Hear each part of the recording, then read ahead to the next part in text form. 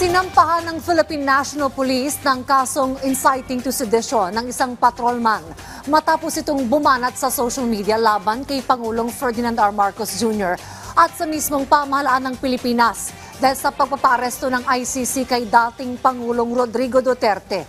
Yan ang ulat ni Ryan Lesigas. Pulis ako, hindi mo pwede akong utusan. Patrolman lang ako pero hindi mo ko pwedeng utusan ng mali. Kahit sino ka pa. Kahit ikaw pang presidente, sabihin ko na nga sa'yo, kahit si Bongbong Marcos pang mag-utos sa akin ng mali, hindi ako susunod sa kanya, kahit tanggalin niya akong pulis.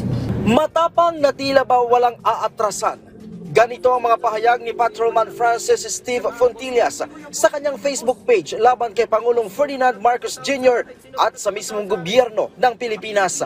Ang mga post ni Fontillas pinagpapasapasahan na ngayon ng taong bayan at umaani ng iba't ibang reaksyon.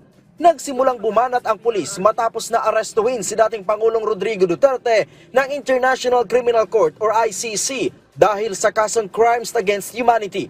Ano ba siya? Presidente lang siya. Diba? Ako, pulis ako. Pwede ko siyang arestuhin pagka wala siya sa serbisyo.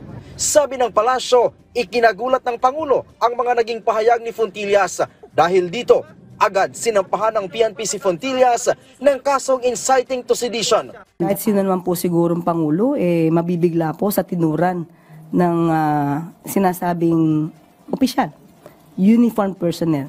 Alam po natin na pagka-uniform personnel, dapat po impartial at non-partisan. So, doon pa lamang po ay may violation na po siya. So, kung ano po yung nararapat na kung meron man pong pagdidisiplina o parusa, siguro dapat lang pong ibigay. Sabi ni PNP spokesperson at Police Regional Office 3 Director, Police Brigadier General Jean Fajardo, mahigpit na pinagbabawal sa mga pulis ang magpahayag ng kani-kanilang saloobin sa social media, lalo na kung ito ay tungkol sa politika.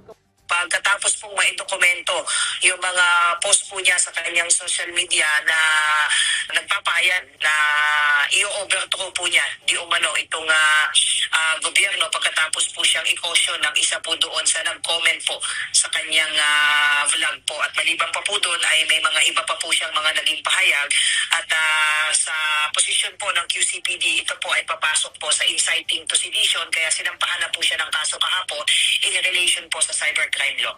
Sumasailalim na din daw sa neuropsychiatric test si Fontillas sa NCRPO upang malaman kung nasa wasto itong katinuan.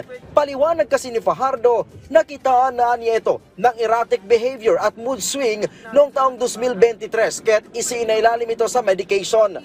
After taking medication po ay pinayagan po uli siyang port per recommendation po ng doktor tingin sa kanya. Subalit recently po ay nag-exhibit na naman po siya ng the same pattern of behavior. At ito na nga, nung mangyari nga po itong pag-aresto po kay dating Pangulo. Sa ngayon ay nakadepende daw sa magiging resulta sa neuropsychiatric test ni Fontillas kung nararapat pa itong magtagal sa serbisyo.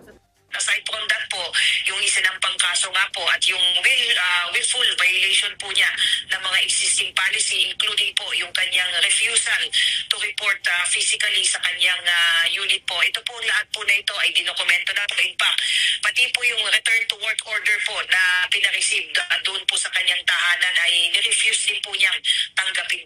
Pinag-aaralan na din ng PNP kung dapat itong disarmahan. Samantala, bukod sa criminal complaint, maharap din daw si Fontillas sa administrative complaint matapos na baliwalain ang mga patawag ng kanyang immediate supervisor, kaya't idiniklara itong AWOL simula March 6, taong 2021 nang makapasok sa PNP si Fontillas.